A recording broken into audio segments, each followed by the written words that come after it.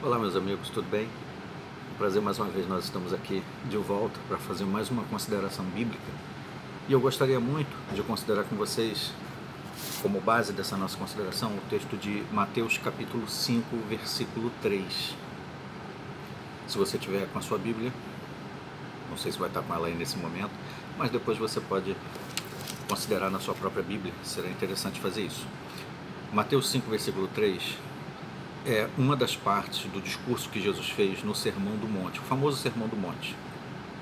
E dentre outras coisas, Jesus iniciou o seu discurso falando sobre bem-aventuranças, sobre como nós podemos realmente ser felizes.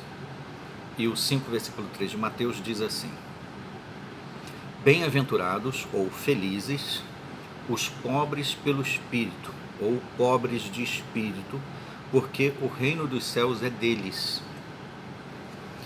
Outras traduções dizem bem-aventurados os pobres de espírito, como a versão Almeida.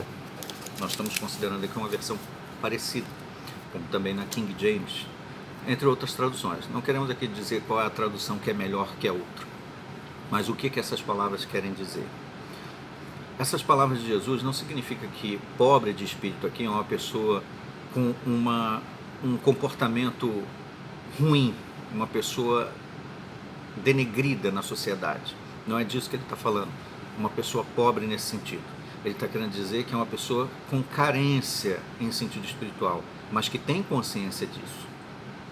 Por isso, outras traduções se referem a esse texto dizendo que felizes ou bem-aventurados são aqueles que têm consciência da sua carência espiritual, ou que estão cônscios da sua necessidade espiritual. A Bíblia Fácil de Ler, essa tradução, verte assim, os que têm consciência de sua necessidade espiritual, ou os que reconhecem que precisam de Deus. Pense no que isso quer dizer.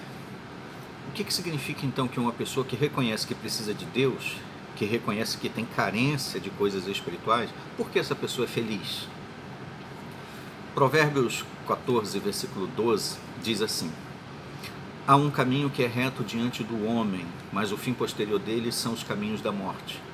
A pessoa que confia em si mesma, que quer guiar os seus próprios passos, independente do seu Criador, que conhece muito bem a nós, porque nos criou, essa pessoa pode achar que está fazendo tudo certo, na visão dela, mas o resultado posterior é a morte, ou seja, não será algo positivo.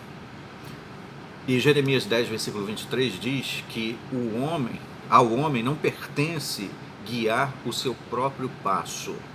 Não cabe a ele dirigir os seus passos. Em outras palavras, nós não fomos feitos para nos guiar, para decidir para nós o que é certo e o que é errado.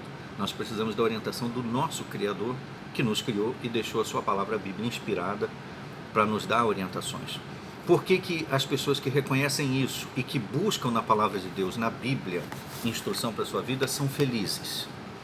Em Isaías 48, versículo 17, diz assim: Assim diz Jeová, seu resgatador, o Santo de Israel: Eu, Jeová, sou o seu Deus, aquele que te ensina o que é melhor para você, aquele que o guia no caminho em que deve andar.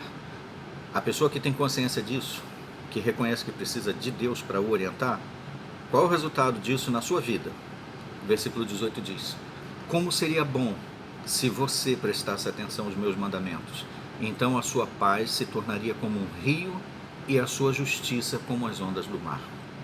Portanto, se você quer ser feliz realmente, é preciso que tenha consciência de que precisa da orientação do Criador através da sua santa palavra, a Bíblia Sagrada, para guiar os nossos passos, para ser luz para o nosso caminho, lâmpada para o nosso caminho, luz para a nossa vida, para nos orientar no dia a dia. E o resultado de seguir a palavra de Deus sempre será positivo, tanto no presente quanto no futuro.